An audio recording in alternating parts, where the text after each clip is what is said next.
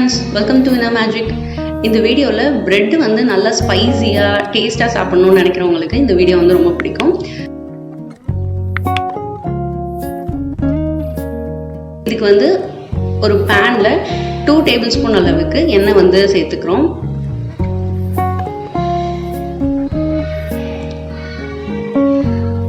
எண்ணெய் வந்து நல்லா சுட்டதுக்கு அப்புறமா பிரெட்டை வந்து சேர்த்துக்க போகிறோம். பிரெட் வந்து ஓரத்தில் எல்லாத்தையுமே கட் பண்ணி ரிமூவ் பண்ணிவிட்டு 4 வந்து ஒரு பிரெட்டை வந்து கட் பண்ணிக்கோங்க. இப்போ நான் வந்து ஒரு 6 பிரெட் அளவுக்கு எடுத்திருக்கேன். அது எல்லாத்தையுமே வந்து பேனில் வச்சிடறோம். மீடியம் ஃப்ளேமில் குக் பண்ணுறோம். ஒரு பக்கம் கொஞ்சம் நல்லா ப்ரௌன் ஆனதுக்கப்புறமா இன்னொரு பக்கம் அதை வந்து திருப்புங்க. ஆயில் தேவைப்பட்டுச்சு அப்படின்னா கொஞ்சோண்டு ஆயில் வந்து கார்னர்ஸில் வந்து ஊற்றிக்கோங்க. ரொம்ப ஆயில் ஊற்றுனீங்கன்னா உங்களுக்கு பிரெட்டில் வந்து நல்லா சோக் ஆயிரும். அது உங்களுக்கு ஒரு மாதிரி டேஸ்ட் நல்லா இருக்காது. ஸோ தேவையான அளவுக்கு மட்டும் ஆயில் ஊற்றிக்கோங்க. இப்போ பார்த்தீங்கன்னா ரஸ்க்கு மாதிரியே நல்லா ஹார்டாக இருக்கும், நல்லா கிறிஸ்பாகவும் இருக்கும். நீங்கள் ஆயிலும் சேர்த்துக்கலாம், பட்டரும் சேர்த்துக்கலாம். குழந்தைங்கள்லாம் இந்த ஸ்டேஜில் அப்படியே சாப்பிட்றதுக்கு ரொம்ப பிரியப்படுவாங்க. நீங்கள் குழந்தைங்களுக்கு கொடுக்குறீங்கன்னா பட்டர் வந்து நிறையா சேர்த்து கொடுங்க, நல்லாயிருக்கும். இப்போ அதே பேன்லேயே வந்து ஆயில் 1 டேபிள் ஸ்பூன் அளவுக்கு போட்டோம். கடுகு, ஜீரகம், கறி லீஃபும் நல்லா கட் பண்ணி சேர்த்துக்கோங்க. ஆனியன் வந்து 1 நல்லா சாப் பண்ணிக்கோங்க. சாப் பண்ணிவிட்டு அதை சேர்த்துக்கோங்க. இன்னொரு பாதி ஆனியன் வந்து பார்த்திங்கன்னா லேயராக கட் பண்ணிவிட்டு இந்த மாதிரி கொஞ்சம் பெரிய பெரிய பீசஸாக இருக்க மாதிரி பார்த்துக்கோங்க. அதையும் சேர்த்துக்கோங்க. இப்போ இது எல்லாத்தையும் நல்லா வதக்கணும். எதுக்கு ஆனியன் வந்து 2 சைஸில் கட் பண்ணுறோம் அப்படின்னா இந்த சில்லி பரோட்டாலெல்லாம் இருக்கும் இல்லையா, அதே மாதிரி ஒரு இது கொண்டு வரதுக்காக தான். க்ரீன் சில்லி வந்து ஒன்று நல்ல ஃபைனாக சாப் பண்ணி போட்டுக்கோங்க.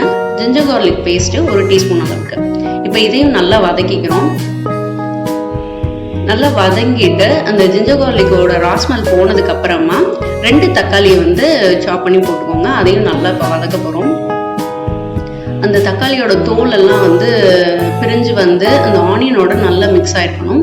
இந்த ஸ்டேஜில் வந்து மசாலா ஐட்டம்ஸ் எல்லாம் வந்து நம்ம சேர்க்க போகிறோம்.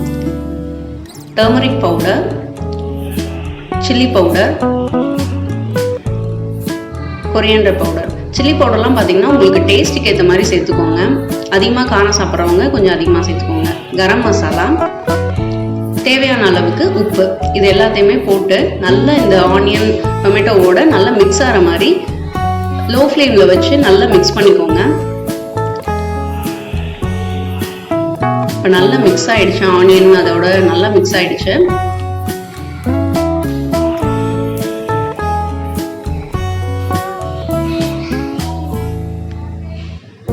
இந்த ஸ்டேஜில் வந்து பார்த்தீங்கன்னா சோயா சாஸ் வந்து 1 டீஸ்பூன் அளவுக்கும், டொமேட்டோ சாஸ் இருக்கும் இல்லையா, அது வந்து உங்கள் வீட்டில் என்ன வச்சுருக்கீங்களோ அதில் வந்து 1 டேபிள் ஸ்பூன் அளவுக்கு சேர்த்துக்கோங்க. இப்போ சில டைம் டொமேட்டோ சாஸ் ப்ளஸ் சில்லியும் அதிலே இருக்கும். அந்த மாதிரிலாம் இருந்ததுன்னா காரத்தை வந்து அட்ஜஸ்ட் பண்ணி போட்டுக்கோங்க. இது வந்து டொமேட்டோ சாஸ், அதனால நான் கொஞ்சம் அதிகமாகவே இதில் சேர்த்துருக்கேன்.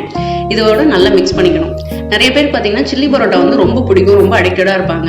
நம்ம கடையில் வாங்கி சாப்பிடும்போது அவங்க என்ன ஆயில் என்ன சாஸ் எல்லாம் யூஸ் பண்ணாங்கன்னு தெரியாது. இந்த பிரெட்டு சில்லி வந்து நீங்கள் செஞ்சு தரும்போது அதே டேஸ்ட் வந்து மேட்ச் பண்ணும். அதுக்கு வந்து நான் கேரண்டி. கேப்சிகம் வந்து ஒரு ஆஃப் வந்து எடுத்துக்கோங்க. ரொம்ப கேப்சிகம் போட வேணாம். கேப்சிகம் எப்பயும் குக் பண்ணும்போது லோ ஃப்ளேமில் வச்சு ஒரு 2 மினிட்ஸ் ரொம்ப லோவாக வந்து குக் பண்ணுங்க. ஏன்னா அது வந்து நரிச்சுன்னு சாப்பிடும்போது இருந்ததுனா தான் நல்லாயிருக்கும். இப்போ நான் ஓரளவுக்கு அது குக் ஆனதுக்கப்புறமா நான் ரோஸ்ட் பண்ணி வச்சுருக்க பிரெட்டை வந்து இதில் ஆட் பண்ணிக்கிறேன். இதை மிக்ஸ் பண்ணும்போது நம்ம ரொம்ப கேர்ஃபுல்லாக இருக்கணும். லோ ஃப்ளேமில் வந்து குக் பண்ணுங்கள். ரொம்ப ஜென்டிலாக மிக்ஸ் பண்ணுங்கள். ரொம்ப வந்து அதோட ஸ்ட்ரக்சர் ஸ்பாயில் ஆகிற அளவுக்கு நம்ம ரொம்ப ஓவராக மிக்ஸ் பண்ணுறோன்னா கொலன்னு ஆயிடும். அதனால ஓரளவுக்கு மிக்ஸ் பண்ணுங்கள். ஆனால் அந்த மசாலாலாம் அந்த பிரெட்டில் வந்து கோட்டாக இருக்கணும். அது வந்து கேர்ஃபுல்லாக பார்த்துக்கோங்க. நல்லா ரொம்ப சூடாக இருக்கும் போது நம்ம வந்து சர்வ் பண்ணிங்க அப்படின்னா இது வந்து பரோட்டாவா இல்லை வந்து சில்லி பிரெட்டான்னு நம்ம சொன்னால் தான் தெரியும். அந்த அளவுக்கு டேஸ்ட் வந்து பக்காவாக மேட்ச் ஆகிருக்கும். கண்டிப்பாக இதை வந்து உங்கள் வீட்டில் ட்ரை பண்ணி பாருங்கள். நீங்கள் கொடுத்து பாருங்கள். இது வந்து பரோட்டா தான் எல்லாருமே சொல்லுவாங்க, அந்த அளவுக்கு இருக்கும். நான் வந்து வீட் பிரெட் தான் வந்து யூஸ் பண்ணிட்டேன். ஸோ உடம்புக்கு ரொம்ப நல்லது தான். ஈவினிங் ஸ்நாக்ஸாக இது உங்கள் வீட்டில் ட்ரை பண்ணி பாருங்கள், ரொம்ப நல்லாயிருக்கும். தேங்க்யூ, பாய்.